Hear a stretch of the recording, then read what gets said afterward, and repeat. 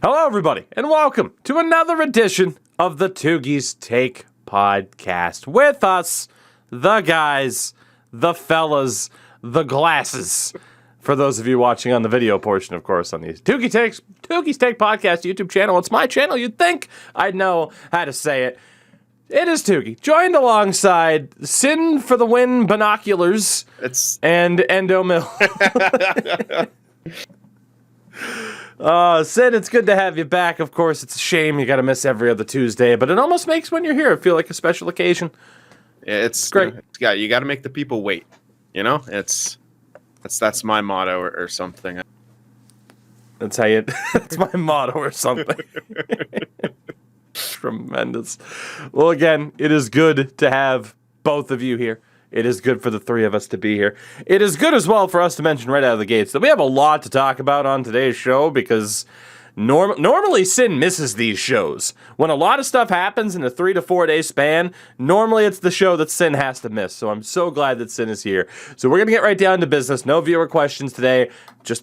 Pretty much right down to business. We got a couple of things I wanted to bring up real quick. But before we do that, of course, again, this podcast is brought to you by our friends at Manscaped. Of course, you can use code Tougie at checkout for 20% off your order and free worldwide shipping when you use code Tougie. Get the right tools for the job at Manscaped. And of course, guys, it's a big time. The Soupy Boopy coming up this Sunday. Make sure to head over to Thrive Fantasy. You can use code Tougie or click the link in the description. Of course, the current active offer as the current active otter. There is a live otter that will handle your customer service at Thrive Fantasy. I'm kidding. Their customer service support's better than that. But then again, an otter. Anyway, again, they will match up to $100 in terms of your first deposit. And again, number one place for prop bets, not just for hockey, but again, the Super Bowl coming up this Sunday. So make sure, again, to check out the link or use code Tougie on Thrive Fantasy. Gentlemen. And as well, there's that offer in terms of the stock guide that we have. Thanks to Mr. Sin for the Win as well. That I still haven't fully worked into the rotation of like, oh yeah, we gotta mention that one too, because I don't know a damn thing about trading. That is a 100% Sin move right there. Well, we're gonna learn today. It absolutely is. I have asked Sin 3 times to be like, I'm gonna have you explain this stuff to me, and every time I get intimidated and I back off. Every time. Yeah, well, I probably don't explain that. It's, some of the stuff is complicated. There's probably an easy way to explain it, but yeah, I don't know. Some people just get it immediately. Some people need more time with it, but I don't know. I don't find it too hard. Then again, I've been doing it for 2 years. Buy low, sell high. That's all it is. You go Endo, simple as that. Endo McMillionaire over here. He's got it all figured wish. Holy shit. Me too. So with that, I mentioned the Super Bowl and our friends, of course, at Thrive.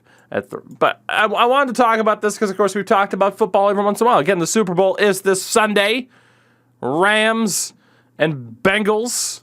By the way, shout out to now NFL Hall of Famer Richard Seymour. It's about damn time.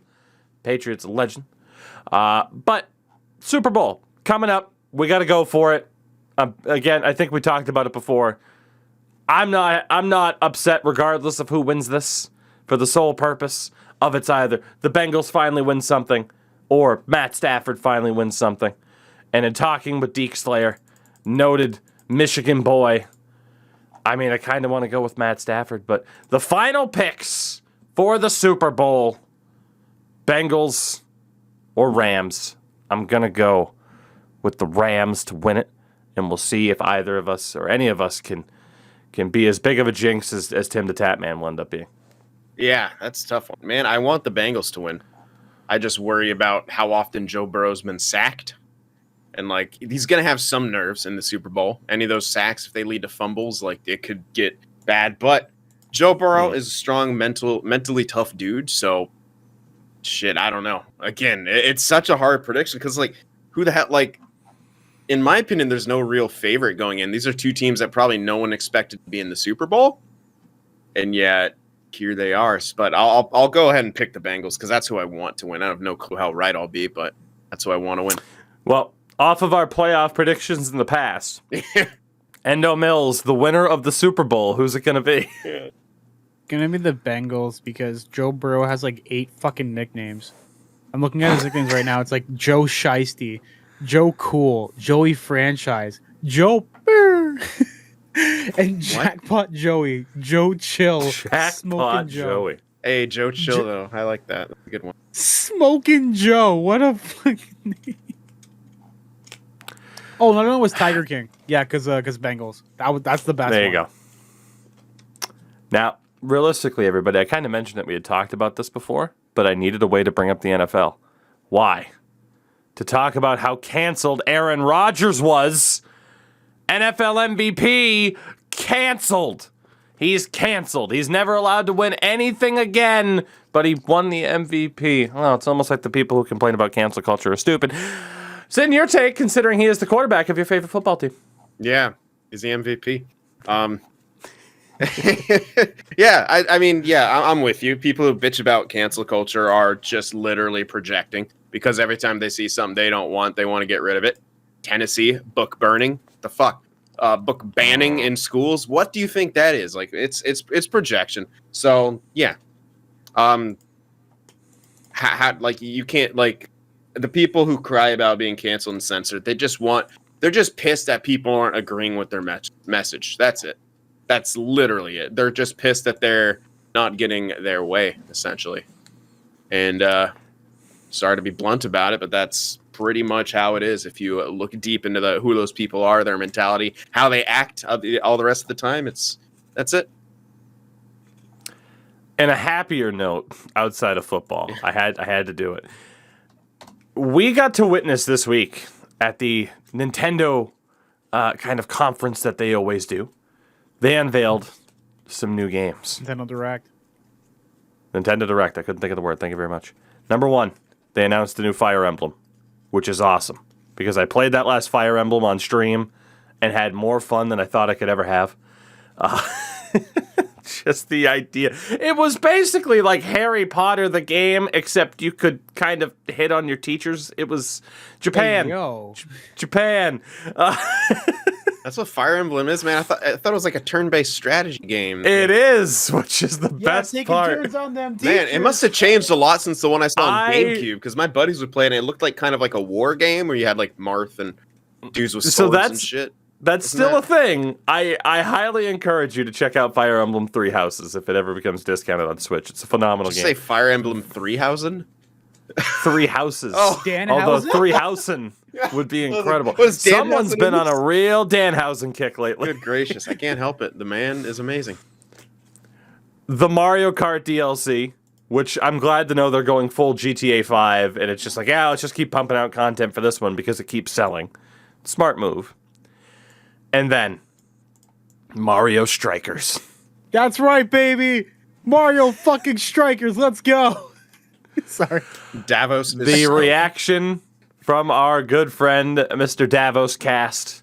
If you are involved in the NHL community scene, you are well aware of Davos, I am sure. Good Lord, you have never seen a man so happy for Mario Strikers, and I cannot wait to play it on stream. It's going to be fun. For those who don't know, it's basically Mario Soccer, and it's the best. It's like football. Very, very happy. It's like football meets football. Yeah. Yes. Yeah. I know. Yep. Yeah. Yep. You nailed it. Write it. You got Put it. in print.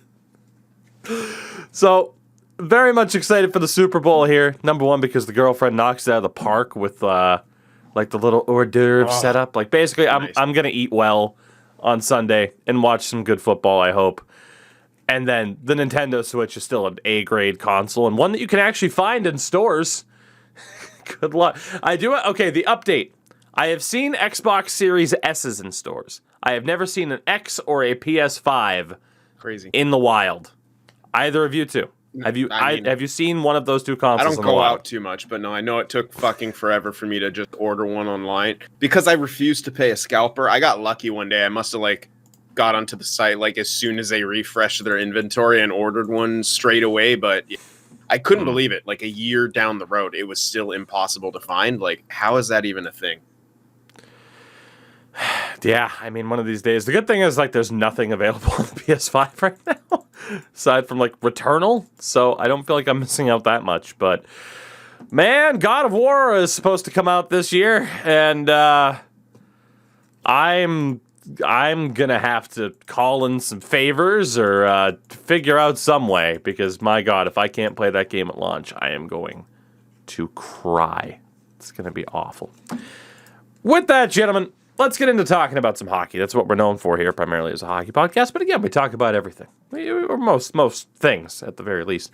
Wanted to talk about some of the general things that are out there as kind of a warm up to our bigger topics. First and foremost, and this topic is for Endo Mills. Nazem Kadri has officially matched his career high in points of 61, which he did in 1967. He did in 2016-17. He's done it in 40 fewer games. 61 points, matching his career high in 40 less games than when he set it. He has a pace of 122 points if he were to play a full 82-game season. Nazem Kadri. Mm-hmm. The dream. Nazem the dream. I think the dream is Leafs fans not seeing him get suspended in the playoffs so he'd still be a Leaf. That's the dream. Yeah. Yeah, if you can contain the beast, then you can go far. Every Leafs fan is like, Joe, just wait until the playoffs, right? I don't even care. Just wait until the anymore. playoffs. I don't even care, honestly. He's numb. I'm Yeah. so dejected from hockey. Oh, don't worry. There's a stat I'm bringing up later in the show that is going to... I don't think you'll be wearing that hat by the end of this show. I'll just take it off now. It's fine. There you go. There you go. No more Leafs hat for Endo. There you Gotta go. rip the Band-Aid off. Yeah, there you go. There you go. So Nazem Kadri's insane. Mr. Jacob Markstrom of the Calgary Flames is also insane. 8 shutouts on the season. NHL leading 8 shutouts. The Montreal Canadiens currently have 8 wins. He has as many shutouts as a team has wins. Obviously, that speaks more to just how abysmal Montreal is, but it's still a very impressive number for Markstrom. And while we haven't been able to do our day-by-day recently, which is kind of a shame because then you kind of start to miss some of the ongoings through the league, which is why I wanted to cover these topics. Calgary's heating up again, pun intended, as we kind of head down the stretch here. I mean, I'm looking at the situation right now. They're second in the Pacific. Mm-hmm. You know, Anaheim's kind of fallen off a little bit. LA currently in that 3rd spot. I mean, there is still a chance for Edmonton to maybe make up ground if they don't blow it. But Calgary, very good shot at being a playoff team just over the midway point of the season for them. I mean, 44 games played at this stage. We still have a long way to go.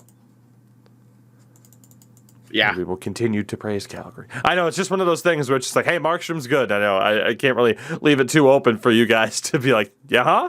But at the same time, It is called Tougies Take, so... Yeah. there you go. Just At the same time, we want to acknowledge Flames fans. I've had people just be like, you never talk about our team on this show.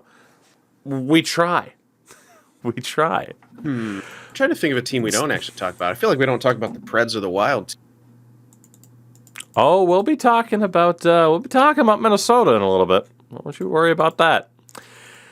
Another team we probably don't talk that much about is the Columbus Blue Jackets, but I wanted to shout out Patrick Lainey with one of the most ridiculous things I've ever heard. He became the first player in Blue Jackets history to register 3 consecutive multi-goal games.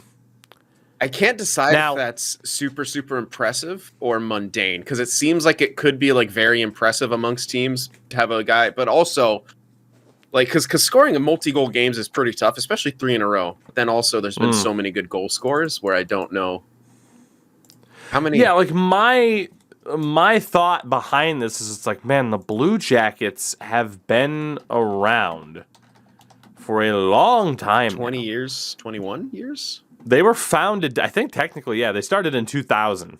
Okay, So, I knew. Couldn't remember. yeah, I mean, this is their 22nd season, and I get that they haven't been the great. Rick Nash never did this, was where my mind went. Rick Nash was never It's that just kind surprising. of player. In my like he was just like the complete package type guy, not really the pure goal scoring threat. But then again, they have Fedorov, Gaborik. Yeah, Fedorov at the end of his career. Oh, that's right. But it's like Rick Nash, I mean, rookie year, 17 goals. 06-07, he had 27 goals. Aside from that, he never scored less than 30 goals in a season. Oh, wow. He hit 40 twice as a Blue Jacket, Holy shit, okay.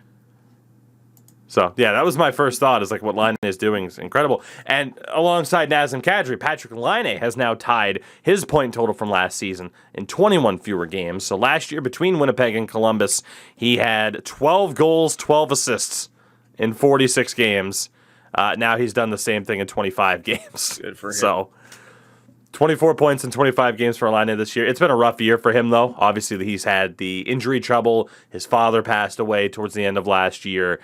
But, you know, while obviously now people have tried to take the opportunity to just like dunk on Patrick Laine because of what Austin Matthews is, like Patrick Laine is still a very, very good goal scorer in this league. I don't think that really goes without saying. But also wanted to shout out for the Blue Jackets, obviously a team that's not really heading towards the playoffs right now. Shout out to one of the best names in the league, Trey Fix-Wolansky, scored his first goal in his first game against Washington. Trey Fix-Wolansky. Top-notch name. This one's for Endo Mills. The Toronto Maple Leafs. Yay. Mitch Marner on fire. The Toronto Maple Leafs requiring the fewest amount of games in franchise history to reach 30 wins in a season. Granted, it's matching what they did in 2021, but the Leafs are literally, without the championship success, but in terms of regular season, they are literally as good as they have ever been. How does that make you feel? I mean, like, I've been so dejected from hockey in general because of all the bullshit that's happened in general. Like, it's not even like really like my I'm not even say my organization, but like my fan base itself as having to deal with most of this stuff. But like, I don't know, I've just been dejected, and I'm in a hockey podcast, and I'm like, yeah, it's nice, it's good. They're doing well. It shows that they can be consistently with points, but you know, this is the best that they've been, and they have to capitalize, and they have to get the ball rolling when it comes to playoff time. Last thing to note before we get into more of an on-point topic. Matt Murray has been back in goal for the Ottawa Senators recently. He is 5-1-2 in his last 8 starts with a .949 save percentage. Tales of his demise may have been just a tad bit early. Goalies are weird, man. What can you say? Didn't he start out when he first came to Ottawa really good too, or maybe the season? I can't remember. I know that at some point when I don't know, he has those stretches where he does really good. I can't remember if I'm remembering that correct. His numbers last year in Ottawa weren't looking that great. He had an .893 in 27 games. I don't know then. But this year now he has a .920 in 15 games after getting sent down to the AHL. I don't know then. Maybe goalies are weird. Yeah, they are weird. You never freaking know what the heck you're gonna get.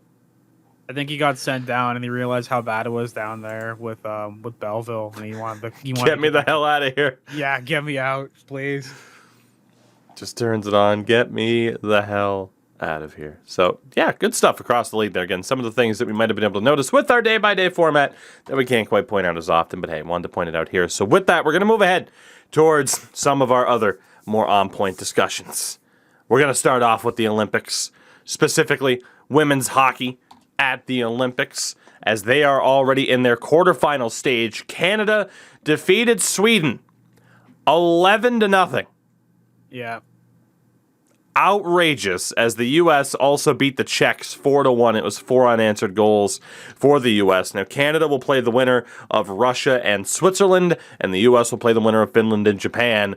Barring a drastic upset, we will see Canada against the U.S. women. And based off of Canada's form right now, despite the U.S. being the defending champions, yeah, this is Canada's tournament to lose. I mean, this is outrageous, just how much offense they've been able to put up so far. Yeah, definitely. And I do have like a little point about the Canadian development system and how things have changed this year compared to years before. I'll get to that after because it's really interesting. It's a really it goes into a bigger argument into like women's hockey in general, but I'll save that for a little bit after. But like, it's great. They're doing really, really well. Dude, they have 44 goals in 5 games. Yep. They're averaging 8.8 goals for a game.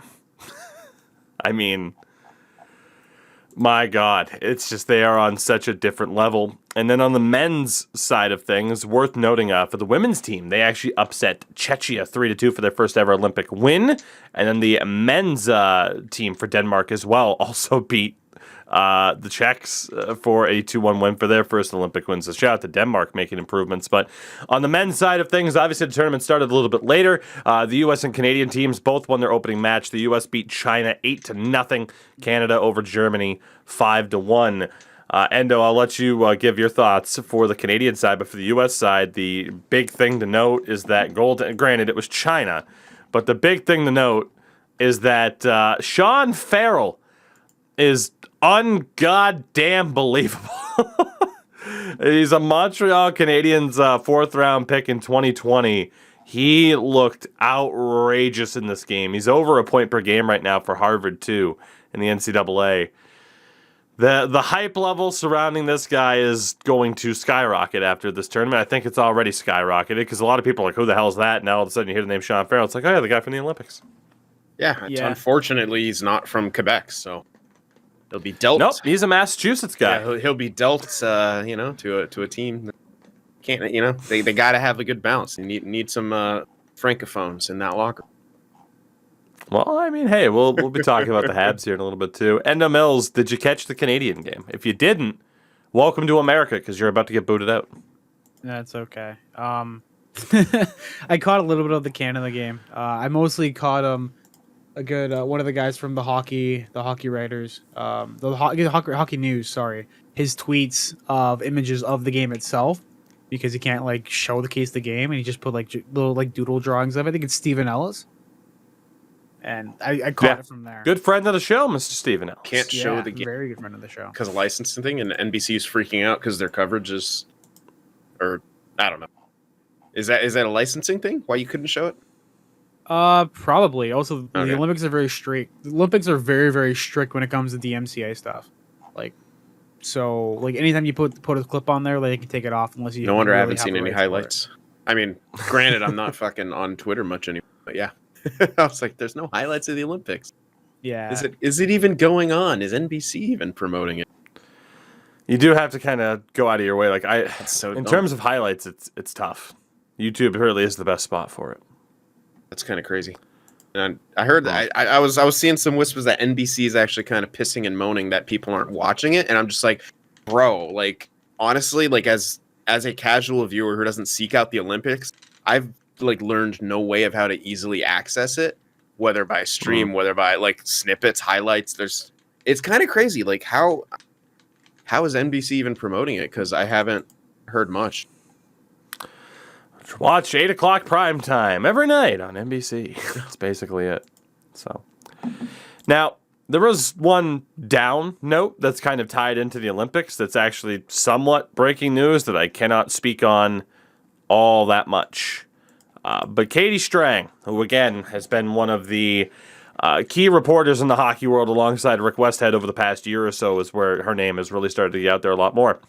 She's noted that USA Hockey has been reported to Congress for potential interference in U.S. Center for Safe Sport investigation.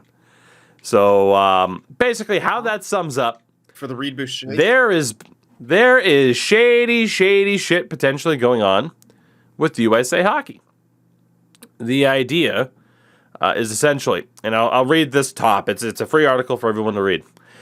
In the letter addressed to USA Hockey executive Pat Kelleher and President Mike Trimboli, a Republican Senator Chuck Grassley out of Iowa, the ranking member of the Senate Judiciary Committee, reminded USA Hockey of their legal obligation under the Empowering Olympic, Paralympic, and Amateur Athletes Act of 2020 they have the duty to report any reasonable suspicion of child abuse to both law enforcement and the center. No. And there is a chance that they have not fulfilled that obligation to report such things. Again, I will leave that full article out there. Katie J. Strang on Twitter. In case you wanted more bad news in the hockey world. Is this regarding the Reed Boucher thing? I don't believe so. I think this is something else. Isn't Reed Boucher Canadian? Yeah, but I'm actually not sure.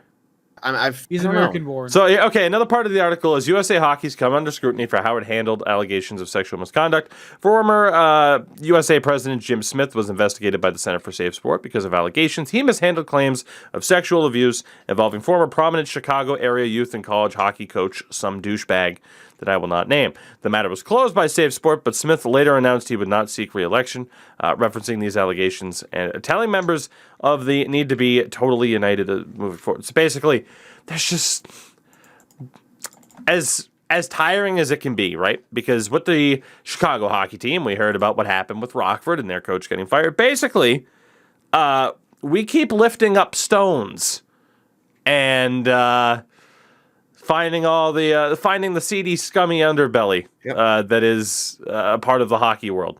And Katie Strang continuing to cover that, and I give her all the credit in the world. So we'll leave it at that. It's still a developing thing, but worth noting to go check that out and read that article if you can stomach it at this point, which it can be rather difficult to do. Yeah. Gross. And what did you want to mention Olympic-wise here before we move on? Yeah, let's have some good news here, because God, that took me for that caught me off guard here.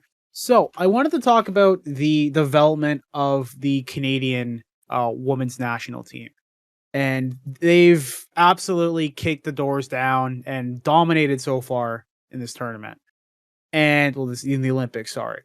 So one of the things that is very, very common for women's national teams to develop their players is for them to play against AAA level teams.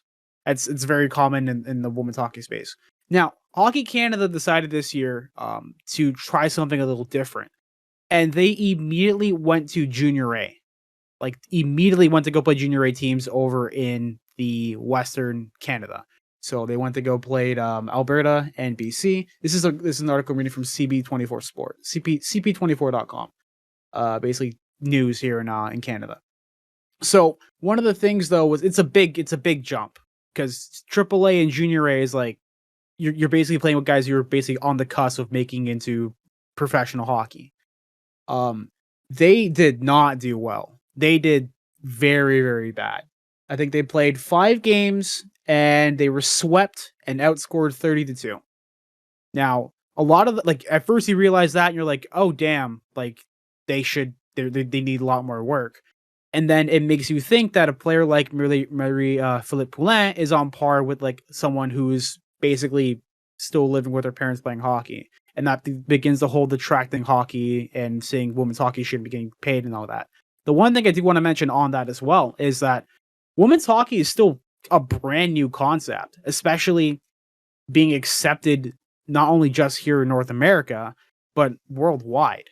And for them to basically take this jump and to go up against like guys who are basically at that skill level is huge. It's something we haven't seen before, and it's something that I definitely want to see. And I think that was basically like the biggest moment for them to develop, is because they came after these games. They said, we lost, we got handed to us, but we were able to break down how they played and how to put that into our game. And clearly you can see like they've been outscoring opponents like crazy. Like what was it, 11-0 in the last game against Hasn't that kind of always happened though in the Olympics? At least that I recall. What's that? Canada Not just this absolutely bad. dominated. Not this big of a... Maybe it was dominant. US. I remember US played like Japan or something like that, and I remember watching the game. They beat them like 12-1. I don't know. I can't Canada's always been like a powerhouse, but it hasn't been like the margin hasn't been this big like ever. And it's something that I've definitely noticed about, and people are noticing that as well. So I wanted to look into it a little bit more, and this shows that like hockey is growing, especially in Canada, and it would be even better if these other countries and hockey bodies saw this kind of stuff they're doing and were able to adapt it to their development as well. Because sure, the girls are getting shelled, but it put them in a different playing field, whereas they're used to being dominant on top and being the top dog and basically going through every opponent. It put them in a different aspect and made them very uncomfortable, and they had to adapt and learn from it. And I think we're definitely going to be on the cusp of big improvements for women's hockey obviously here in Canada and North America, but just worldwide if this concept goes for other places. The best way to improve is to play people who are at a higher skill level generally. So yeah, that's a good way to develop. Yeah, so far I so will good. say, I mean, a lot of people I think forget too just how new the idea of organized women's hockey is. And again, I've mentioned this video before. Endo and I talked about or did a video covering the 98 Olympics in Nagano, which was the first time women's hockey was at the Olympics. 1998. I mean, Sin and I are both older than women's hockey at the Olympics happens to be. Like, this is a very recent thing. Now, I did have to go through and look at the Canadian women's track record, at least in the preliminary stage. I do agree with Sin. They have pretty much always been dominant, maybe not to this extent. 2002, 25 goals, 0 against in 3 games in the preliminary round. 06 in Turin was 36 goals, 4, 1 against in 3 games. And then 2010 in Vancouver, 41 goals, 4, 2 against in 3 games. So the Canadian women have, I would say, always been rather dominant, but the idea is they're this dominant and they keep striving to get better. Yeah. And that's exactly what you want to see. Like, they're not just being like, okay, we're the best, that's it. Like, they are continuing to try and develop the talent level of these players, especially moving forward. And I think that's obviously the right move. So that's fantastic to see. And gold medal game, U.S. and Canada, I'm sure we'll be talking about very soon. No disrespect to the other women in the tournament and the other nations, but I mean, come on. Other talking point today, the Arizona Coyotes. This comes from Craig Morgan on Twitter. Arizona Board of Regents has approved capital development plan for Arizona State University's multipurpose arena. That includes Coyotes added team areas and their northeast corner. ASU will be the Coyotes' temporary home for at least 3 seasons. They are approved for more as they await word on their proposed Tempe arena. Now, we have had this conversation before about the Coyotes. I want to mention what this setup kind of is, right? Now, when it comes to the landscape of the Phoenix area, because again, it is, as Sin discovered recently on this show, a bigger kind of metropolitan area than I think a lot of people realize. What was it? The Phoenix is the 4th biggest Something crazy the like 4th that. biggest city Yeah. in the U.S. Now, I had to look this up, and I am continuing to look this up really quickly, just in terms of the distance. Now, it is noted that Gila River Arena is out of the way. Like, if you look at a map of where Glendale is compared to, Phoenix and the infrastructure of that city and how easy it is to get people to the games, that's been their biggest issue, as I punch my microphone, in terms of attendance. That is by far their biggest issue, is just unless that team is good, people are not going to go out of their way to make their way to Glendale. Whereas, much, much closer is this arena for ASU and just the Tempe area in general. Like, it's honestly pretty equivalent to what you see with the Ottawa Senators, and the fact that their arena is out in the middle of fucking nowhere in Canada instead of being in downtown Ottawa. But that's a Canadian team, so it's fine. The main thing I've seen in regards to this, and again, I think I've made my opinions known, like, I fully support the Coyotes staying there. The number one response is, I'm happy for Coyotes fans, but man, I'm frustrated because they wouldn't do this for a Canadian team. There is not a single Canadian market that does not already have a team that is as valuable as this Phoenix-based market. That is just a fact. There is a reason why it's not, Gary Bettman's ego won't let Arizona fail. The value that region brings to the NHL, if they can finally get it on track 20 some odd years later, is almost immeasurable.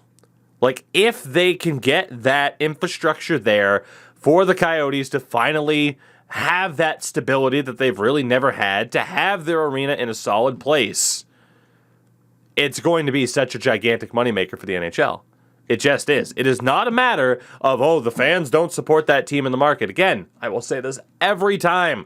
Look at their 2012 Western Conference final run. You look at that building and tell me that's not full. You look at that building and tell me that's a market that can't support hockey. It's the same thing as the Florida Panthers. Look at that arena in 96 in that cup run. You know why that was full? Because that arena, if I'm not mistaken, was in downtown Miami. Then what happens? They move out to Sunrise, which is in the middle of the goddamn swamp. It's difficult to get to. And if that team sucks, nobody's going to show up.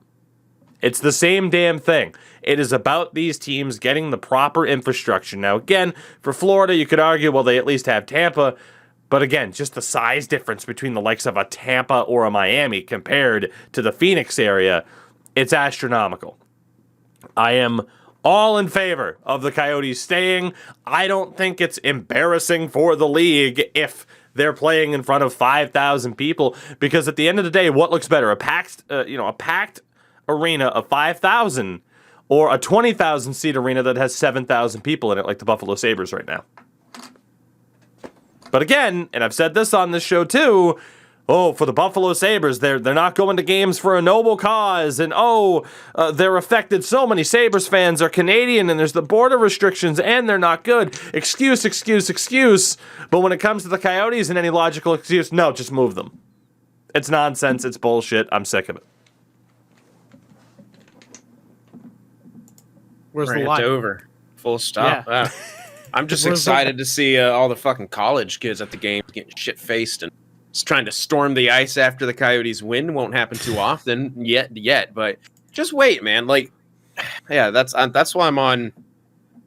Again, once they start getting that crop of young talent start to break in, and that will hopefully be around the time where they start having a more permanent location. Yeah, we could see that Coyotes market explode again. I remember firsthand, when they were a playoff team, even before that run in 2012 when the Sharks were playing, man, they had a packed house. They did like whiteouts. There's a lot I remember. Like it's like any market. If you're doing good and marketing it correctly, the first rule of business, location. Same thing with a freaking arena. Then it's going to work. That's as simple as that. Yeah, it's pretty nuts where we're just put another Canadian team. No, who cares? Yeah. I'm sorry. You do not simply have the population density that places in the States do. And, hockey's already loved right there. A team in Quebec accomplishes literally nothing. Yeah. I mean, you could sit there and argue, it's like, number one, the Habs are already number one. It's the same thing as add a team in Hamilton to compete with the Leafs. No one's going to stop being a Leafs fan. The money that's there is already there. Yeah. You're not going to get more money, at least not to a noticeable extent. And again, you look at the largest Canadian cities. Toronto has a team. Montreal, Vancouver, Calgary, Edmonton, Ottawa, and Winnipeg. Your top 7 teams, or your top 7 cities, all have teams. And then, number 8 is Quebec City, and then Hamilton at 9. But after that, Kitchener in 10 only has 522,000 people. You're not supporting an NHL team with that. You're not. Just flat out. Whereas the Phoenix area, its current population as of the most recent census is 1.6 million people. You could sit there and say, well, how many of the 500,000 would care compared to the 1.6 million? But then again, you get into the financials of the market, the television rights. That's when you make them care by having a good team. They have to pay attention. That's what happens. You put a team in Kitchener that sucks. That's not going to accomplish anything. Right? Yeah. They'll just watch the OHL team instead. Yeah. The Rangers, terrible red helmets.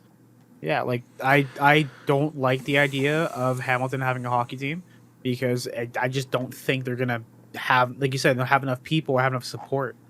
It doesn't make any sense if you can barely support your OHL team and the prospects that are coming up over there, which is fresh talent. I don't think you should be able to have a NHL team. It's just not going to work out in the long run, and that's the reason why these cities aren't going to get any. I just think it's funny how.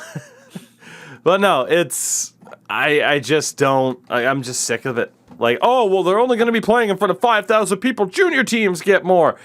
It's temporary, everybody. While they get an arena deal, that makes sure they don't. That's the point of this. Get an arena deal that makes sure that this doesn't happen again. It shouldn't have happened in the first place. Yep. I agree. But at the same time, what are we doing here?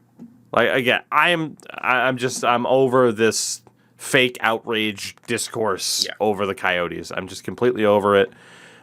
People I mean, just again, look for easy dunks and low hanging fruit, and they just want to bitch about something, and that's easy. Yeah, and I mean, I was sitting here trying to look up, like, for example, I mean, again, 5,000 people. You can have 5,000 people there, or what? Build to a bigger arena again, or move to a bigger arena that again isn't that great. Like the New York Islanders, when they were at Barclays, while we were figuring out what the hell was happening in Long Island, like, their announced attendance for that first season, 15-16, 13,000 people. So was Arizona at 13,000 people. But do you think 13,000 people were in the building, or just 13,000 seats were sold? Like, it's just, again, where was the dunking for a team like the Islanders when they're in Barclays, a horrible arena, and it's not full? Like, it's just, anyway. Talked about this to death. If you're someone who continues to try and rag on the Coyotes, I'm just saying, you're wasting your time. They're not going anywhere, nor should they. I will say one last thing. Okay. I was going to say Go ahead. It is very funny that they have to basically go back to ASU when ASU had to go to them originally to get a spot to stay at an arena. And I also find it really funny because if this was like 3 years ago when ASU did not have a program like at all at this level where they have the stadium, because the stadium with ASU is brand new. Like, it's like just set up. If this happened, like, if they never developed their program at all and it was still kind of like not like a D1, but like whatever the like club or whatever, like what they have over there in the US, I'm not really sure. Because usually it's NCAA or it's like club hockey or whatever. I don't know the proper term for it. But if this was like that and it was now, they'd be fucked. Because they would literally have nowhere to play. Yeah. So, I mean, hey, and again, if that was the situation, we'd be having a completely different conversation. Wanted to mention the Vancouver Canucks hiring Cami Granado as an assistant general manager. She was with the Seattle Kraken, where she became the first female professional scout in NHL history. She was the captain of the previously aforementioned 1998 U.S. women's team that won Olympic gold. She is the all-time leading scorer for the U.S. women's team with 343 points. She is a Hockey Hall of Famer as of 2010. Along with Angela James, they were the first two women ever inducted into the Hockey Hall of Fame. And it's just more good news. Because again, you are now seeing women rightfully getting these opportunities when they are not just, we hired a woman for the sake of hiring a woman. Shut up. Like, no, these are incredibly qualified women who have been incredibly qualified for a long time now for these opportunities, but NHL teams like, old boys club, let's just do the same old thing. And finally, we're seeing some changes. Of course, we have seen, a couple of different moves like this. I'm sure there's still people like questioning her qualification. Goddamn hilarious. If anyone questions Cami Granado's qualifications, fucking Granado, dude, like, she's, in my opinion, even bigger than Tony ever was. Like, with her pedigree, like the Olympic stuff, like what she's doing now. Like, I haven't heard Tony's name in fucking forever. Yeah, I don't even. Was he like an assistant coach on the Avalanche? He's the head coach of the Wisconsin Badgers.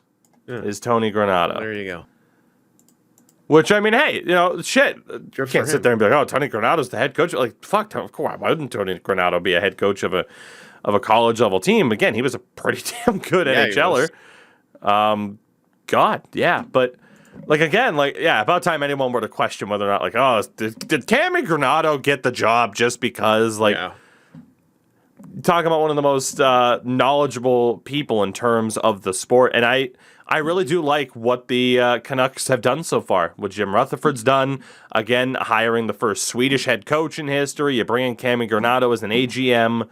Or not Swedish head coach, but Swedish GM. And, of course, Bruce Boudreau head coach. Bruce Boudreau is not Swedish. He do like it the meatball though.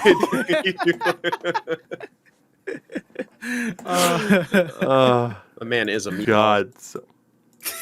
So God damn it, Vancouver, good stuff. Let's keep it up. Let's keep making moves like this. Keep bringing in new people. Straight up. For the Habs, and I'm sorry that I forget her name, but they brought her in as like director of communications or something, and she had worked for a communications company for 30 years. People are just like, oh, I don't know, man. It could have gotten someone else. Like, again, there were always qualified women out there for these jobs. NHL team's just like, I don't know if we want to hire you though, because you're a woman, and how would you fit into the culture and all that shit. That's exactly. And we're finally seeing changes there. Jeez. Christ. It's the same thing that we saw, and it's taking a long time in the gaming industry. Yeah, Oh, yeah. yeah, that's it. Anything that's I mean, kinda it's happening dominated- everywhere though, right? Like, Yeah, but like I they're mean, slower God. to the take people. Like hockey has been slower to the uptake.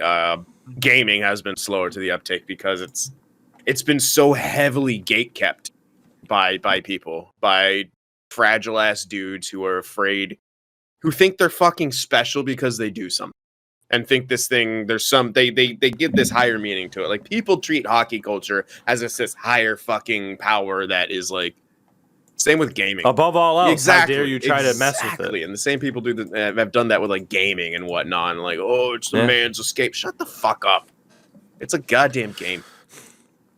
I'm envious in a sense. I'm not saying it's perfect, but like what basketball has done in NBA, like you had Becky Hammon, who was an assistant coach for the Spurs for 8 years before just moving on to the Las Vegas Aces of the WNBA. Like, again, it's nice to be able to look and actually see change. And yes, we know there are moments. I mean, again, we literally just mentioned the Katie Strang thing that's coming out about USA Hockey. And obviously in the past week or so, we've had the discussion about Rocky Wirtz and everything that we've had to cover with the Chicago Blackhawks on this show.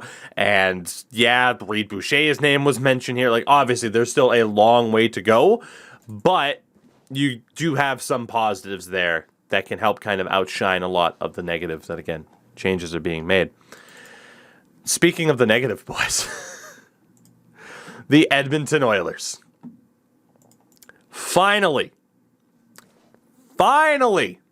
the Edmonton Oilers have done something, as they have fired head coach Dave Tippett and assistant coach Jim Playfair of Hulk Hogan ripping his shirt fame.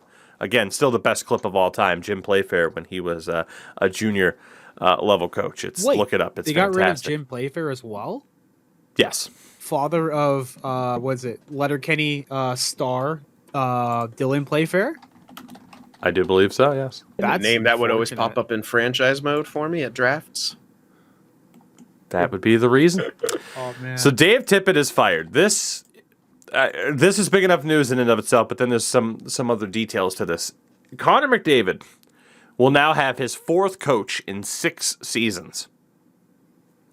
Abysmal, right there. Like that's all you need to know about how poorly the Oilers organization has been run, not just for the past 6 seasons, but beyond, but especially now in these past 6 seasons, that you are now going to have your 4th head coach for the league's best player.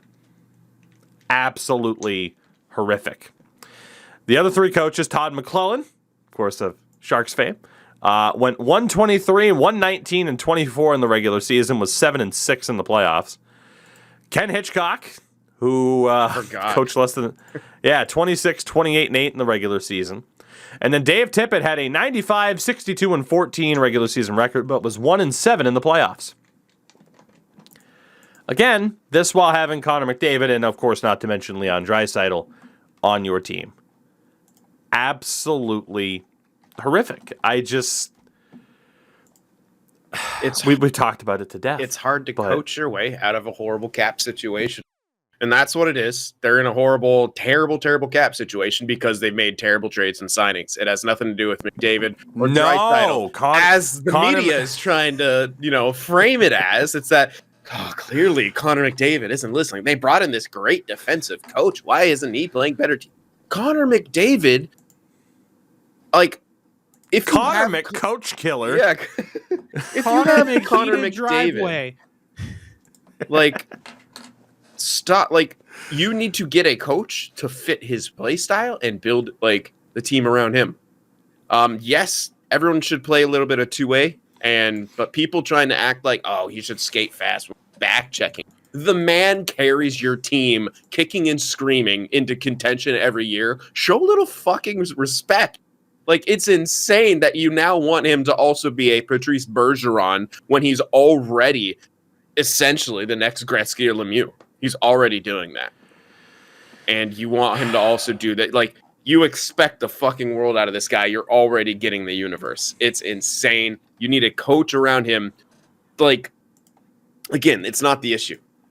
Any coach that's not doing too good, you're not going to find a coach that can, because their team is poorly built.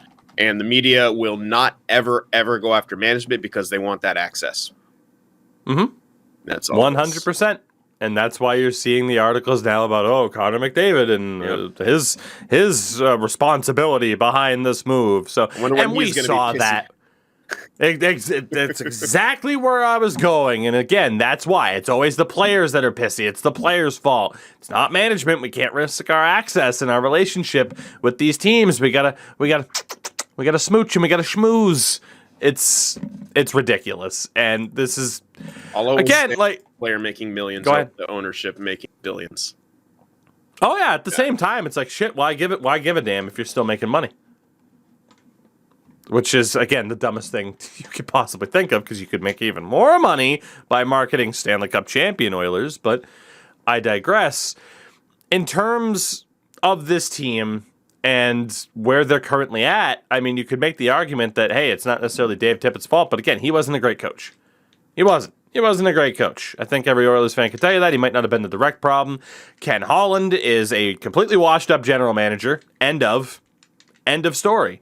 And this is a team that expected to overperform what, if you look at their roster, that team is. They are not the Tampa Bay Lightning. Fuck, they're not the Toronto Maple Leafs.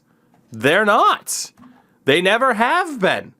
It's the goddamn meme. Wait, we're shit? Yeah, you always have been. Make that goddamn meme for hockey memes. Get a bunch of clicks. Do it. I mean, we've talked about it to death, their bottom six, their defense pairings.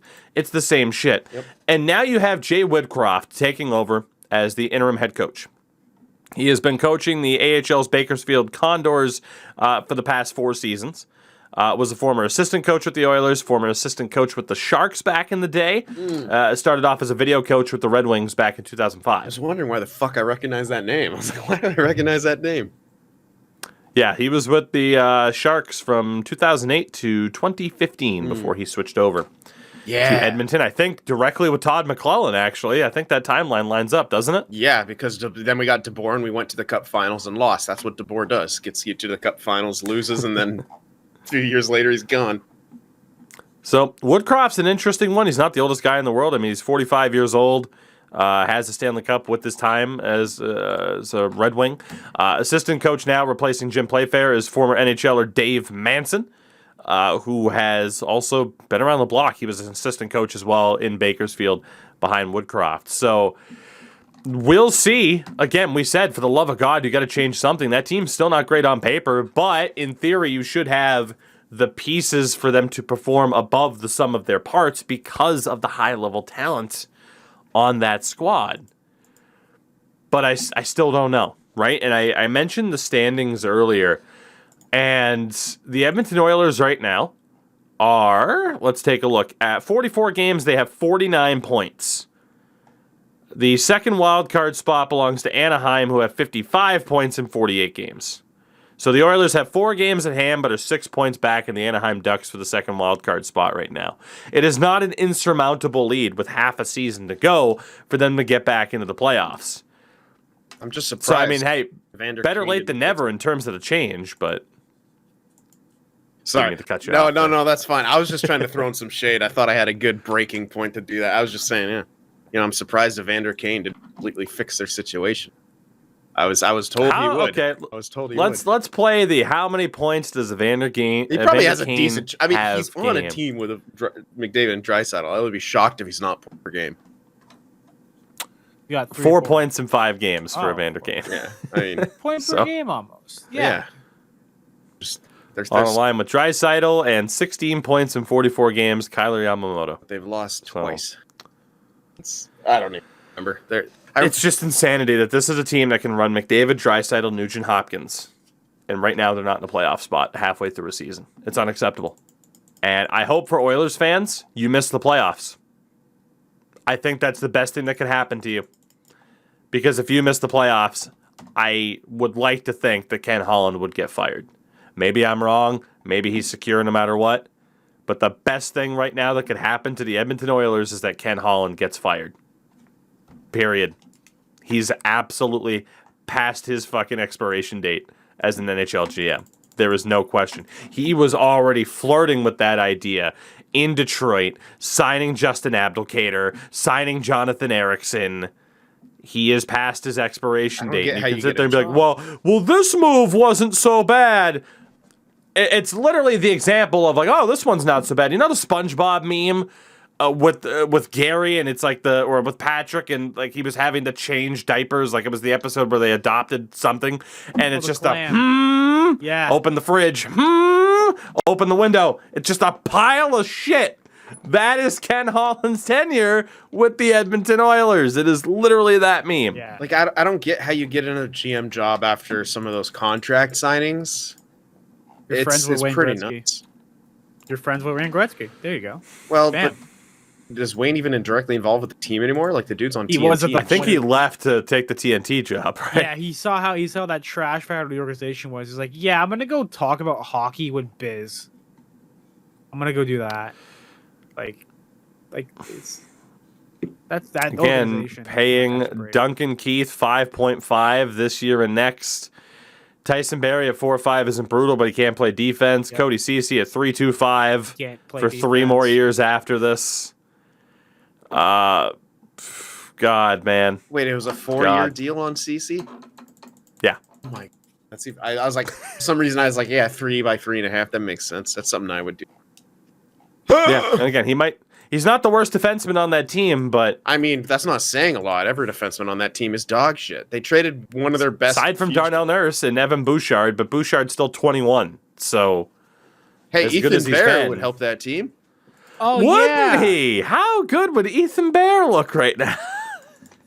He would be their fucking second best defenseman, probably. Man, God damn. Now, yeah, that trade though, that kills me. And the fact that they cut their I believe when Ethan Bear got traded, they also cut that Indigenous hockey youth program that they had at the time. That was like, hey, we're gonna do this like for you because you know all that shit's happening. Like you're gonna help give back for the community. And then he got like, traded. just like, a think week later. about that, though. Yeah. Like, I get it that apparently there was some abuse that was there hurtled towards Ethan Bear's way. But think about all that's happened in Canada over the past year plus Oh, yeah. regarding the abuse and all the stuff involving Indigenous people. And then you have Ethan Bear, who can literally be like this front-facing spokesperson for change while he's an Edmonton Oiler, and you fucking trade him? like a week after they made the announcement for the Indigenous sports program. He's gonna be like a part of it, like a big major thing of it, and he gets traded. And I'm like, that fucking sucks. Like, I heard some people be like, oh, he wanted to leave. You do whatever the hell you have to do to make Ethan Bear stay. If Ethan Bear doesn't want to stay in Edmonton, that's a problem with Edmonton and the Oilers organization. Prove me wrong.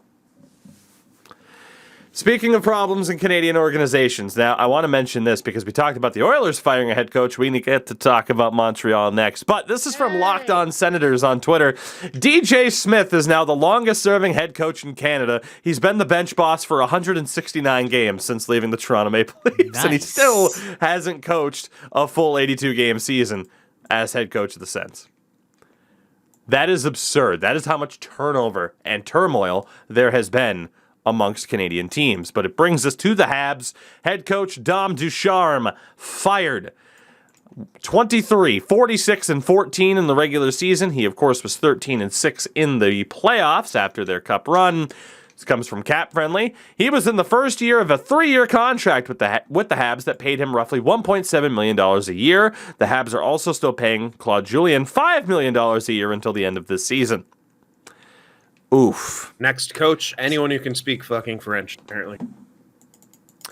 So this move, I'll say, wasn't overly surprising because whenever a GM changes, a GM is going to bring in their coach. That's just how it works. Marchand St. Louis, Lightning great, Stanley Cup champion, is the new interim head coach of the Montreal Canadiens. Marchand St. Louis has no major coaching experience whatsoever. He was essentially, I believe, coaching 13-year-olds? He was coaching Pee-wee hockey. They picked up a Pee-wee hockey coach and said, He "Hey, sounds French, dude. here- That's it. That's it. You He know is. what it was? He is French. You know what it was? Saint-Louis. They couldn't get Vinny LeCavalier, so they went with St. Louis instead. Well, so here's the thing, right? MSL, he's from Laval, 46 years old now, which is insane. But, and despite the fact that at his press conference, it looks like he hadn't been touching up on his French for that long. If there was ever a time, now I'll say this right out of the gates, I like this. Yeah. I like this. I don't hate it. If there was ever a time to try something different and to just see, what do you got? This is the time. This is a team that is on pace to be historically bad. They are already historically bad. Again, we talked about it last week. They are on pace to be worse than the Detroit Red Wings from a few seasons ago, than the Buffalo Sabres who were tanking for McEichel. And I know what I said, and again, it was the McEichel draft, McDavid and Jack Eichel, because we're creative in the hockey community. Why not try this? Sometimes former players are horrible coaches, sometimes they're Rod Brindamore. You look at the press conference, and I don't see how anybody couldn't at least be excited to see what's going to happen. Arpon Basu mentioned this. If anything this team needs right now, it's to have fun. When these guys were in Pee Wee, they had fun. So I'm probably the most qualified guy right now. That is a quote from St. Louis during the press conference. He also went on about his experience as a player of being restricted within a box, having to play a certain style, having to play a certain system, and mentioning, I thought, essentially he was saying, I think that was bullshit, and that's not what I'm going to do. I don't want to restrict my top skilled players by saying, no, you have to do something this way. I want to let the guys go out there and do what they do best. At the very least, Marty will provide that little bit of extra freedom for these guys to show off their skills, have a little bit more fun down the stretch. And sure, player coaches don't always work out tremendously. Sometimes you do need that balance between a good player coach and a system guy that's able to make things work. But this is the type of outside the box move that I think could pay off. I mean, is it better to try Marty St. Louis, or do you want to bring in Guy Boucher? Guy Boucher in the past has been a successful NHL head coach for the Lightning and for the Senators. But do you bring in a Guy Boucher? Do you bring in Dave Tippett, for God's sakes? Like, who do you bring in? Or, out of the established guard, do you try something new? And I like the direction from Montreal's leadership now to try something new with Marty St. Louis, and I do think it could work out. I'm all. Well, yeah, I didn't know where you're. I know you normally wait to give Endo a chance, and Endo's just off in his own world. Well, yeah, and I also didn't know if you were going to continue or not. I've jumped in prematurely a couple times today, but I'm with. Yeah, I mean, just keep getting different people in. Like, it's odd that he has no coaching experience, but at the same time, who gives a fuck? The team's bad. It doesn't matter. Here's your experience. There you go. Yeah. It's, huge part of it is the whole French Canadian thing. I wish they would just get rid of that, but I'm not going to stop them from restricting themselves. But yeah, it's the more new people filtering in. I guess he's not completely new, but at least in the coaching side of things, he's, it's whatever. New ideas it's never a bad thing. Now, it is worth noting as well. Vinny LeCavalier, Endo mentioned him. His name is out there potentially for an assistant GM spot, which would be Of course. very, very interesting if that were to happen. But in a sense, why not? Also worth noting here, though, this is from Stu Cowan on Twitter. The Habs now have a GM in Kent Hughes with no experience in that position and a head coach with no experience in that position. The last time they did that was with Réjean Houlet and Mario Tremblay. Hopefully for the Habs, it turns out better this time. So I had to look it up, and this was the 95 to 97 span for the Habs. They went 71, 63, and 25 in that time, so not great. And they went 3-8 in the playoffs. They did make the playoffs both of those years, despite how bad the records were. So It's not a completely unprecedented move, but at the same time, again, still somewhat risky, but I think it's the right move for them right now. Why not? And then, yeah, if it doesn't work, and the players don't really seem to react well to it, which I can't imagine they wouldn't. I mean, Cole Caulfield scored his second goal of the season finally in Marty's first game behind the bench. LOL! Hey! Missed that. That's a medium elite Cole Caulfield, future guaranteed 40 goal scorer Cole Caulfield. Yeah. Anyway, take that, Habs fans. He's going to be an elite one first liner, starting line with that new with St. Louis as his coach. Watch Caulfield just absolutely just light it up like first game with St. Louis as coach. They already played with St. Louis. Yeah, they already played and he got the goal. See what I mean? I legit thought that like they didn't play their first game with St. Louis yet. No, yeah, he played did last just night. say that. Yeah. I did. Listen, I did. I'm exhausted. Endo, you're lending too much credibility to the people that argue that you zone out too much on this podcast. People say that. I'm sorry. I fucking work a lot. Okay. You know what? I didn't come in to be attacked. This is my month. I'm joking. All right, Anson, let's move on. Oh, man. Goodness, we won't talk about that on today's show. So, yeah, I'm intrigued to see what happens with the Habs. I'm intrigued to see what happens with the Oilers as well, certainly. But, yeah, we'll see. And again, hey, if it doesn't work out, they do have the possibility of obviously just making a move in the offseason, depending on who's available. So, with that, our final two talking points today, and dare I say they're both related to the Boston Bruins. Let me collect myself real quickly as Tuukka Rask has officially retired at the age of 34, primarily due to a hip surgery that he had to have last year. And it was one of the things that was somewhat noticeable is that, after not getting those warm-up games in Providence, maybe he wasn't quite at 100%. Did he need more time to warm up? And it's just kind of now been a general thing of it probably won't matter how much warm-up time there is. Like, we literally saw this exact same situation with Ben Bishop earlier this season, which sucks. Man, these numbers are absolutely insane. I can't believe there was that cadre of Boston fans for years who wanted to get rid of Tuukka Rask and who blamed him for the not success, because these numbers are ridiculous. So I did write down a lot of numbers for you guys to look at here. With Tuukka Rask, and I don't even know where to start. Like, I could just start with the numbers, but man, just... You're talking about a former Stanley Cup champion. You're talking about a former Vezina winner. Former NHL All-Star. Like, just one of the best goalies of his generation. And I think these numbers I'm about to read off will prove that. NHL history. In the entirety of the NHL. Minimum 300 games played. We're looking at save percentage. Dominik Hasek finishes with a .922. Ken Dryden at a .922. Tuukka Rask, .921. Save percentage might not be everyone's end-all be-all. He is literally right there with the likes of Dominik Hasek and Ken Dryden. This number was put out by Top Down Hockey. Jay Fresh shared this one.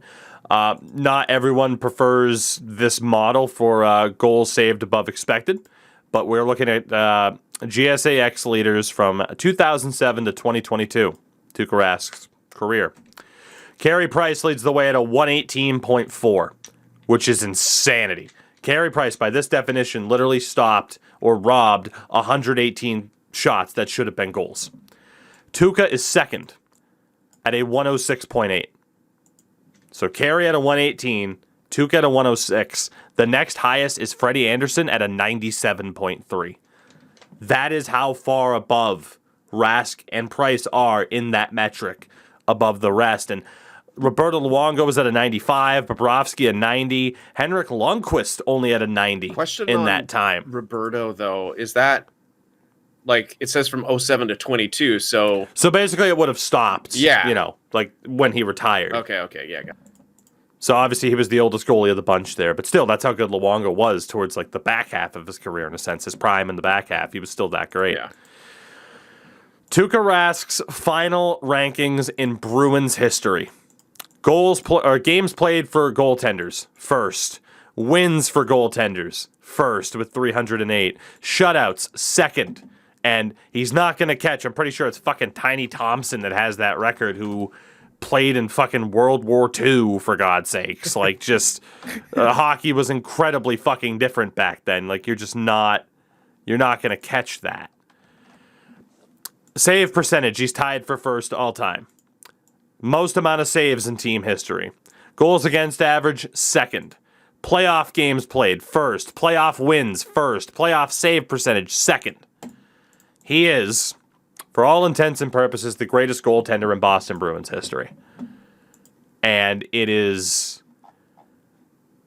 just such a kick in the dick to know that he's retired. He's at least being able to retire in a sense on his terms. But to your point, before we get into the other two topics here regarding Rask, and I've seen this statement out there, how many people outside of Boston don't think that Tuukka Rask was good? That number has to be so small. Yeah. I have very rarely ever heard a Florida Panthers fan be like, oh yeah, no, Tuukka Rask is shit. Yeah. Or an Avs fan, oh, Tuukka Rask is shit. You just don't hear that. It's been said, I'm sure, but in terms of like a general consensus, that's just not something you would hear. And the biggest pain in the ass for me, obviously there's two things. Number one, the people who are like, oh yeah, no, Tuukka was only good because of the defense behind him. And I went off on Twitch for people that dared try to claim that, like, oh yeah, no, Rask was only good because of the team in front of him.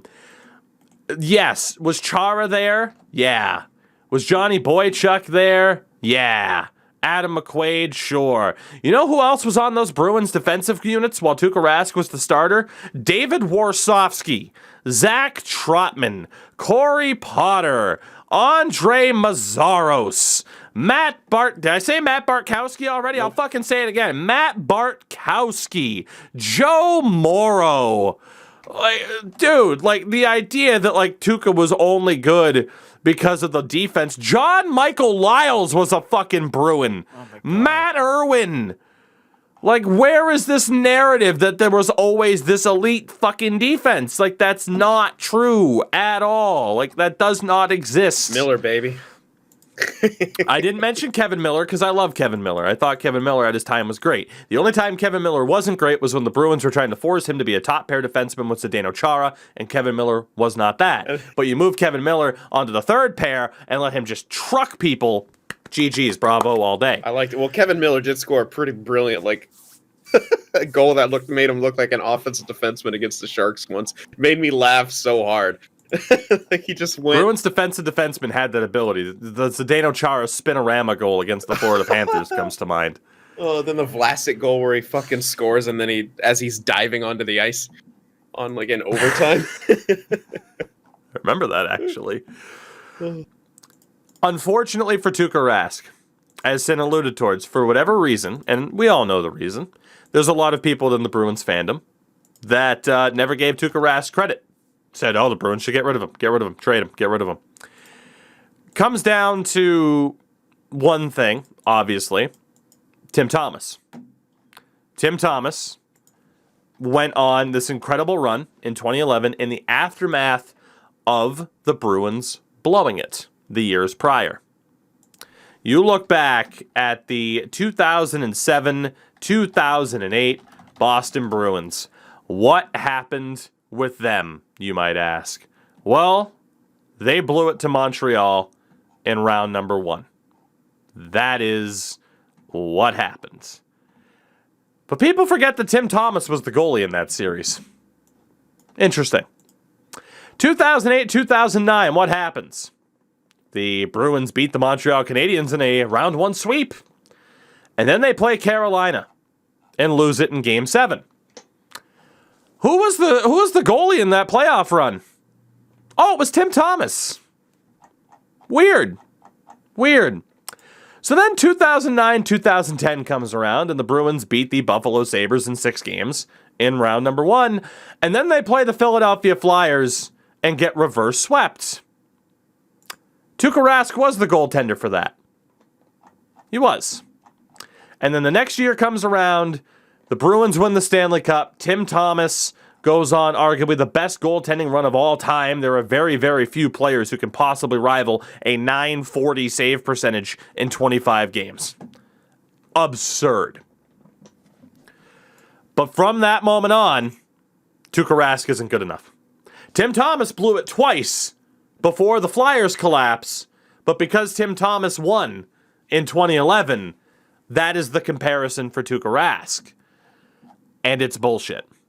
Yeah. It is. Because the very next year, 2012, Stanley Cup champions back in the playoffs. You're going up against the Washington Capitals. You lose in the first round in 7. Who was the goalie? Tim Thomas.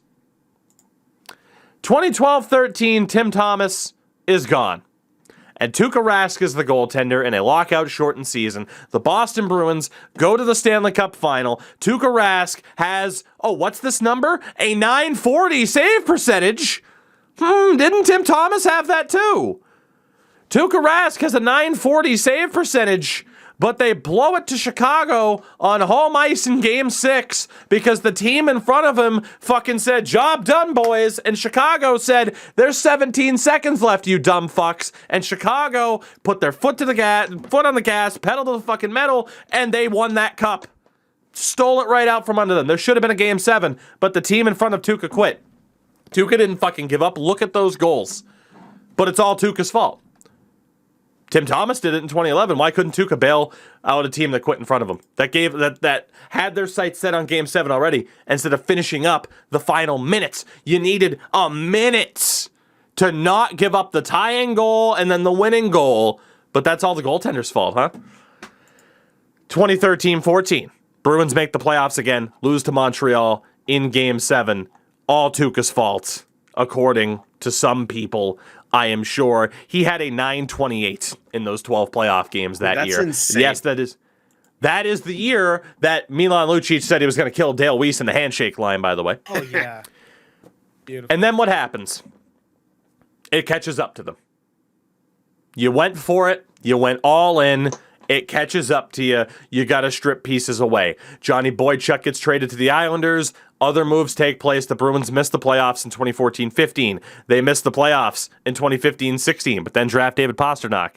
2016-17, they make it. They lose to Ottawa in 6. Erik Karlsson's fucking flip pass. Go ahead. I said, who'd they draft, though? Oh, in 2015, we don't talk about that. Tuukka Rask in that playoff series against the Ottawa Senators had a .920 save percentage in those 6 games. Yeah. It's not like Tuukka Rask shit the bed. 2017-18, they lose to Tampa Bay in round 2 of the playoffs. Tuukka Rask, and I'm going to keep going, save percentage, this was the first time he struggled. He had a .903 in 12 appearances in that 17-18 playoff. Still better than Martin Jones. I remember seeing Bruins fans say they should have kept Jones. I remember literally seeing fans of that say, I'm like, are you guys kidding me? Like, sure, let's trade Rask for Jones 1-for-1. Holy crap, the Sharks team would have won a cup. Right. Every single season I have mentioned, Tuukka Rask was either not in goal or not the problem up until they start missing the playoffs because the cup, the additions for the cup run, it takes its toll. You can't hold on to everybody. And then you get to that 17-18 run, and that's where he finally doesn't look like Tuukka Rask in the playoffs. The next year, 24 games played in the cup run going up against St. Louis. Tuukka Rask had a .934.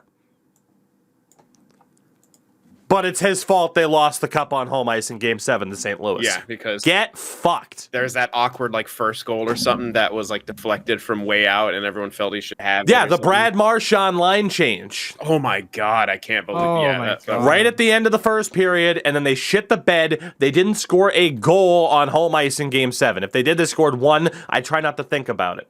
But that's Tuukka's fault. 934 save percentage? Why wasn't it a 945, Tuukka? Come on. For whatever reason, these idiots, and every fan base has their idiots, we are well aware. For whatever reason, though, that just became the narrative. It's Tuukka's fault. 929 save percentage in the 1920 run that also saw them lose to the Tampa Bay Lightning. 2021, they lose to the New York Islanders in round 2. Tuukka Rask, 913 save percentage, a little bit uncharacteristic. Actually, that was the regular season. In the playoffs, he had a 919, even better. Not amazing.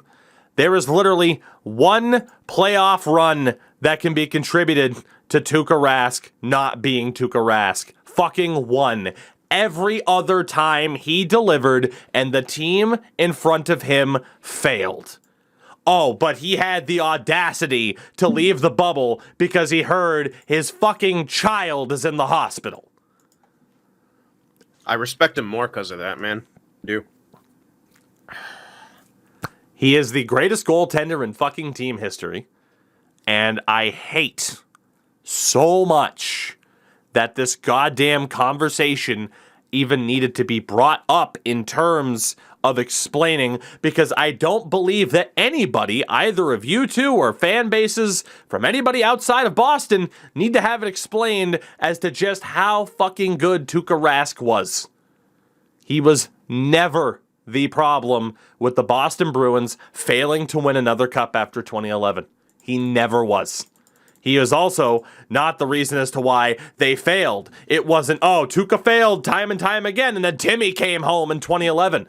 That's not true. You heard me read it off. Thomas was the one that blew it prior to 2010. To those people, they never deserved to have a goaltender like Tuukka Rask. They didn't.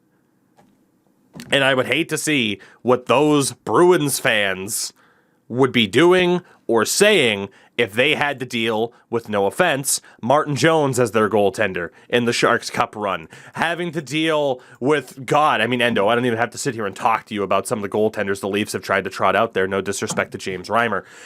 Imagine some of the other goaltending displays that these teams have seen, but Tuukka Rask was the problem. Those people are out of their fucking skulls and need psychological help because they are so disconnected from reality. It is staggering. The question now for Tuukka Rask.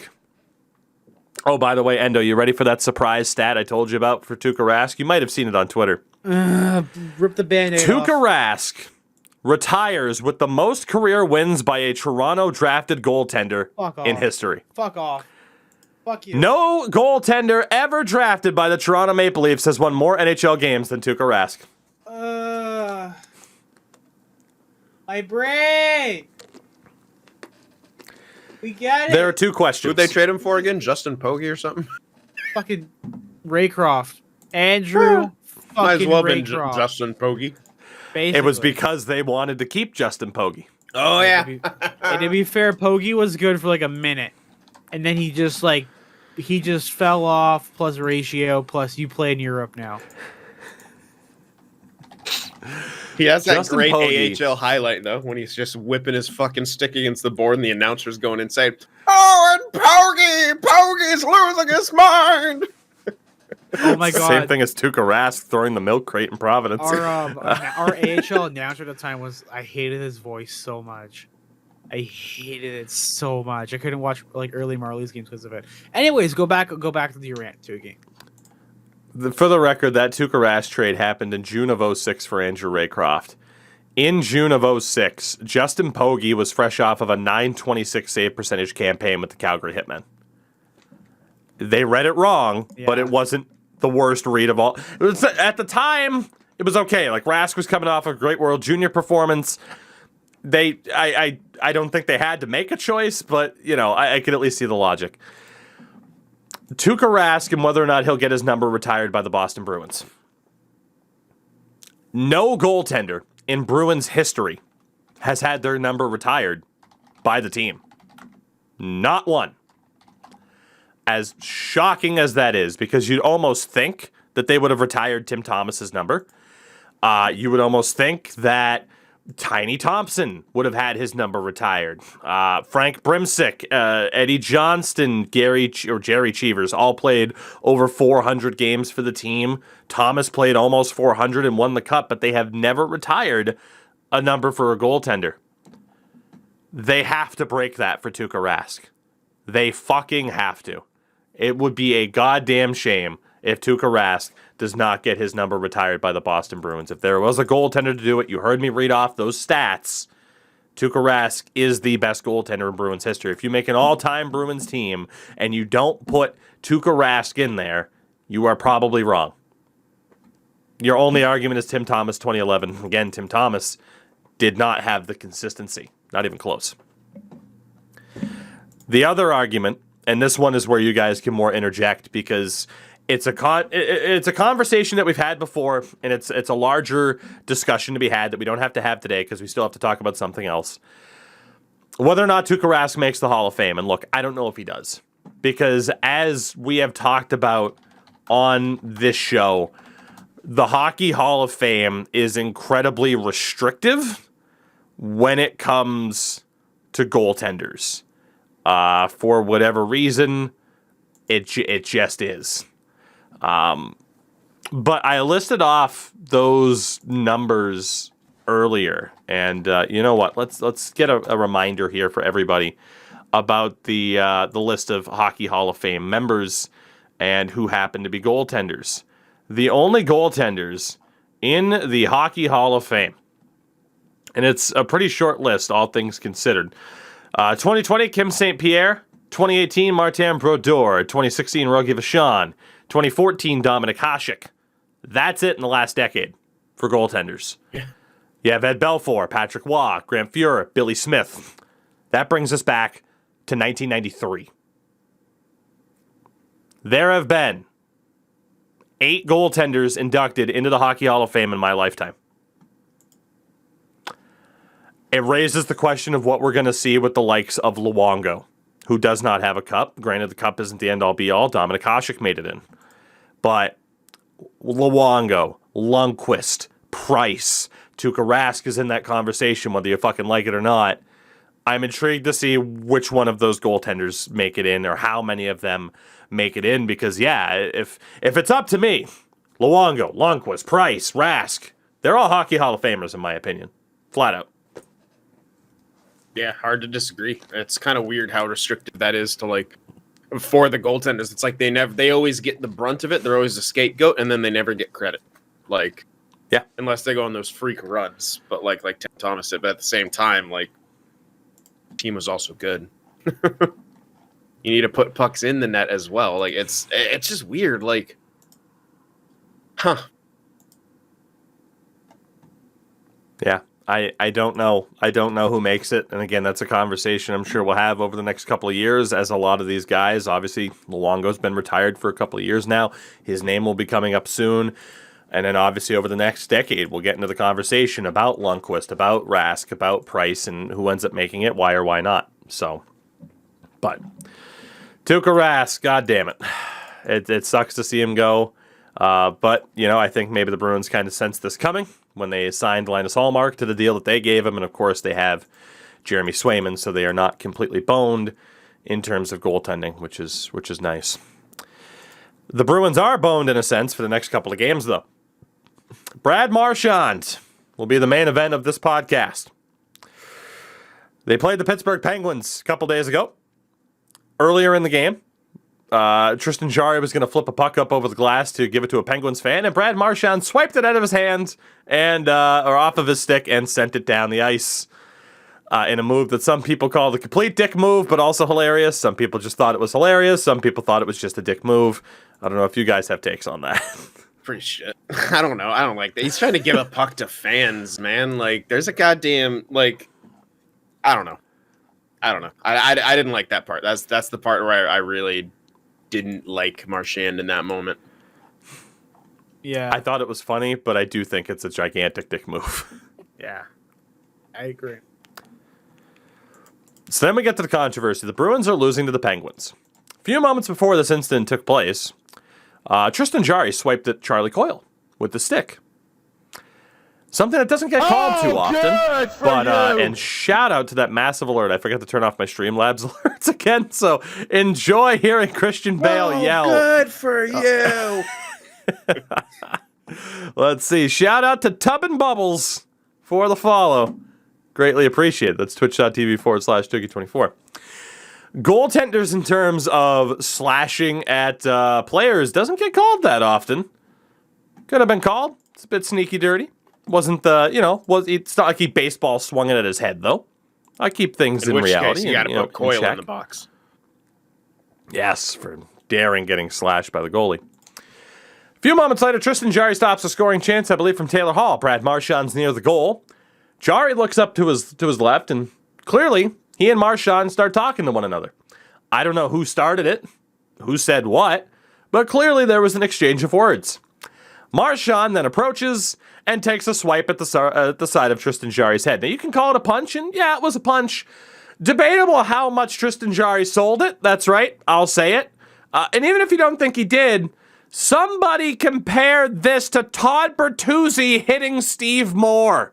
Oh my God. Just to show you how out to lunch some people are about this. It was a jab to the side of the head. It's a dick move. It's unnecessary. But Jesus Christ, do you have to go with the most egregious comparison that ended somebody's fucking career? You nuts? The fuck's the matter with you? I'll continue. Marchand starts to skate towards the bench, then starts to approach Jarry again. Referee does a terrible job of keeping them separated. Marchand gets back to the top of the crease, where he takes a swipe at Jarry's face, neck area with the stick. Again, not a baseball swing like some people are calling it, but still completely unnecessary.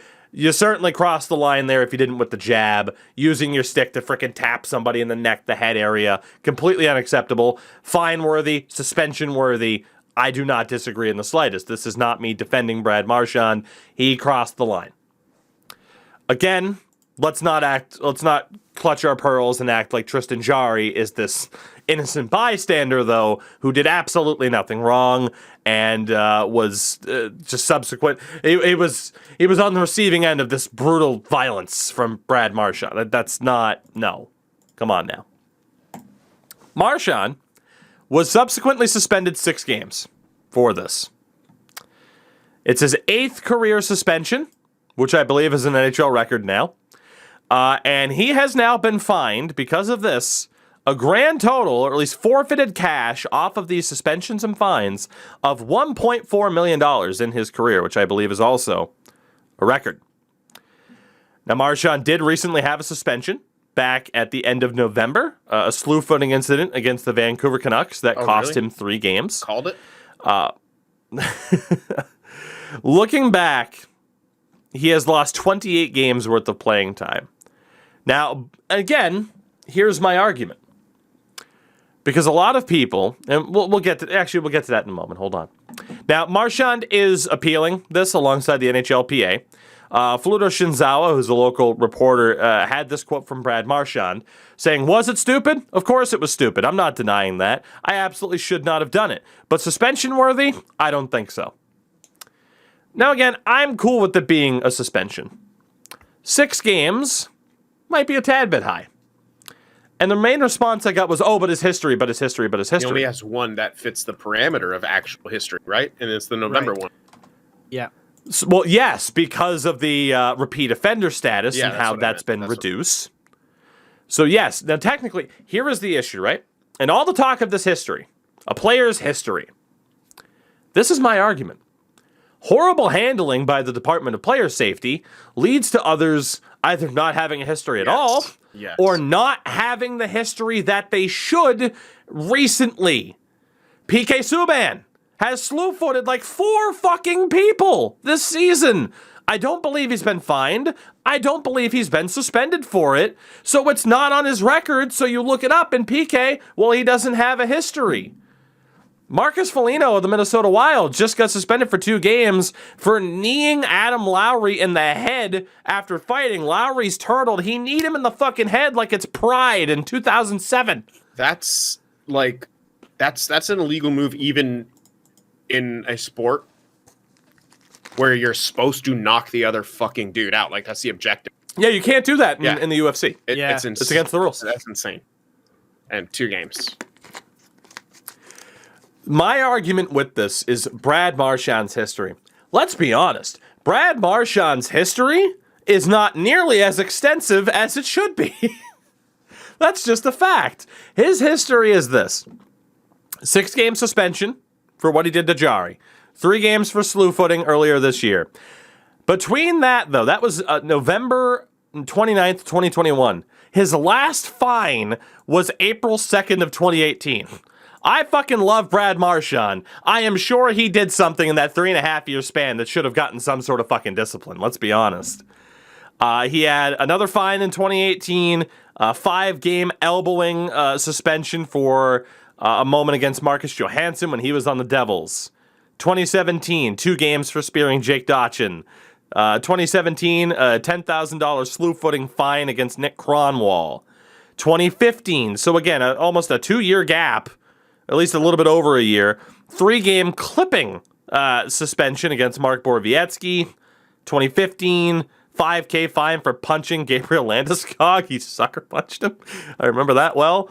Landeskog, though, as a lot of people will tell you, a bit of a chippy, dirty player, and Marchand just walked up to him and punched him in the face. I thought it was pretty funny. Deserved to be fined for it, though. Suspension for slew footing Derek Brassard. Suspension for the low bridge on Sammy Salo, which was awful. Absolutely awful. Literally just ducked down like well below hip check level and just fucking flipped him like a table. It was awful. Slew footing in 2011 and a 2-game elbowing suspension for elbowing RJ Umberger back in 2011. So let's see. 1, 2, 3, 4, 5, 6, 7, 8, 9, 10, 11, 12, 13 examples. That seems pretty low, doesn't it? I don't know. It seems kind of high. That's a lot. But for Brad Marchand, yeah, I guess like 13 examples. I'm not doing this to cater to the people that don't like Marchand. In my opinion, that's probably low. Yeah. But it's this idea of, oh, well, his history. Literally, you can look at Brad Marchand's history and see how the DOPS has fucked it up because his history should be even more extensive. But you can't sit there and say his history like it's some smoking gun when we all know that the DOPS fucking sucks. Period. Like, end of. There's no argument in favor of like, oh, the DOPS does a good job and that's why this 6-game suspension is right and justified. I hate to bring it to him, but when you want to talk about another controversial player, Tom Wilson and his fine and suspension history, he has 6 incidents on his record. Just 6. Now, granted, the most recent one was punching Pavel Buchnevich in 2011. Before that, 7 games for an illegal check to Brandon Carlo's head, 14 games in 2018 for an illegal check to the head of Oscar Sundqvist, 3 games illegal check to the head of Zach Aston Reese, 4 games for boarding Sammy Blais, and 2 games for interference against Robert Thomas. You can literally look at the biggest instigators and their histories and say, boy, that's not nearly as extensive as it should be. I just don't get that argument of Brad Marchand's history when we know and have called it out all season long in the past couple of years just how bad the DOPS does of establishing a history for somebody. Again, like PK Subban and a variety of slew foots this year, no discipline whatsoever. He should have a history by that logic. He very much does not. So that's my only bit of frustration with that is people trying to use that as a smoking gun. PK Subban's actually never been suspended in his career, and only has 4 fines. 2 from 2015, 1 from 2012, and 1 from 2021. PK Subban, pretty clean player. So, boys, I don't know if you saw the incident. I don't know if you have any other thoughts on the Marchand thing. I didn't know about the stick swing afterward. I just saw him hit him in the head, like just kind of punch him in the head when he was on his knees. I'm like, how the fuck does that get you 6 games? It had to have been the stick swing primarily. I guess, but I didn't see that, so I can't comment on that exactly. But yeah, who knows? I'm still just pissed. Like it's crazy to me. Like people all the time, like, oh, department player safety sucks. It sucks. It's so horrible. And then it does something that they like, and then they're always, oh, it looks like they did something right this time. It's just like they did something that like benefits you and your arguments. Like that's it. Like that they still suck. And I completely agree with the, players who like don't have a history thing, because there's so many players out there who should have histories.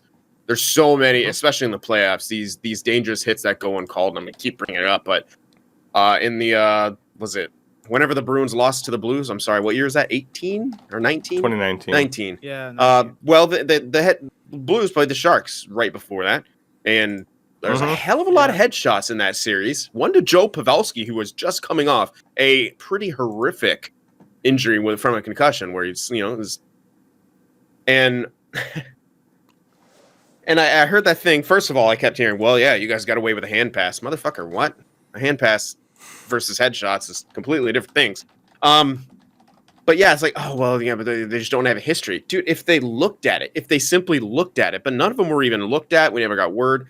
Like, there's so many borderline bad hits and shots, like, directly to the head that actually end up injuring people, or even if they don't injure people, they should still be looked at, because I don't think the result of a hit, it should be how long you get, necessarily, it should be how long you get, like, punished for, or at least as much as it seems to be sometimes, where it's like, oh, well, he's injured, we gotta, do something at this point. But yeah, there's a lot of bad hits that simply aren't looked at, and so yeah, they can't get a history because they're like in this group of players that they can't be touched, or it's against this group who seemingly, like I've said tons and tons of times, I don't know if anyone's gotten suspended since then, but it had been since like the year 2017 or something since anyone was suspended for an act committed against the Sharks.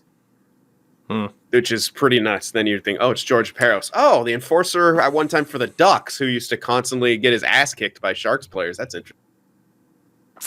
You mentioned 2019. I look at Braden Schen's history. He's someone that always comes to mind, as much as people are freaking out about the Torrey Krug end-to-end hit.